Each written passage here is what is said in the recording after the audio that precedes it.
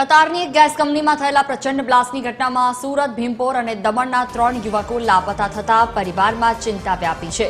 નવેમ્બરથી બંધ રહેલા આ પ્લાન્ટમાં ફરી કામગીરી શરૂ કરતી વખતે ટેકનિકલ ખામીથી વિસ્ફોટ થયો હતો, જેમાં 18 લોકો કાટમાળ નીચે દબાયા અને 56 શ્રમિકો ઇજાગ્રસ્ત થયા છે। આ દુર્ઘટનામાં ભીમપોરના મોટા મહોલ્લામાં રહેતા 35 વર્ષના સન્ની પટેલ પણ ગુમ છે। ભાઈ રવિ અન્ન જળ ત્યાગી હોસ્પિટલ અને વહીવટીતંત્ર સામે પોતાના ભાઈને શોધવા આજીજી કરી રહ્યા છે, ત્યારે ગુમ થયેલા યુવકના સંબંધીએ તંત્ર પાસે સહયોગ કરવા માટે અપીલ કરી છે।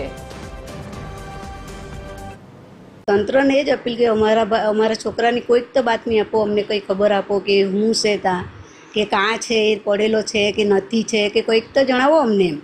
કઈ રીતે તમે સંપર્કમાં હતા શનિના તો ફોન પર જ વળી, ખાલી ફોન જ, એના ભાઈની હાથે ફોન પર જ। અત્યારે કોણ છે આ મોટો ભાઈ છે એનો, એમના દ્વારા શું માહિતી મળી? એના દ્વારા માહિતી કે અમારું કોઈ સાંભળતું જ નથી અહીંયા।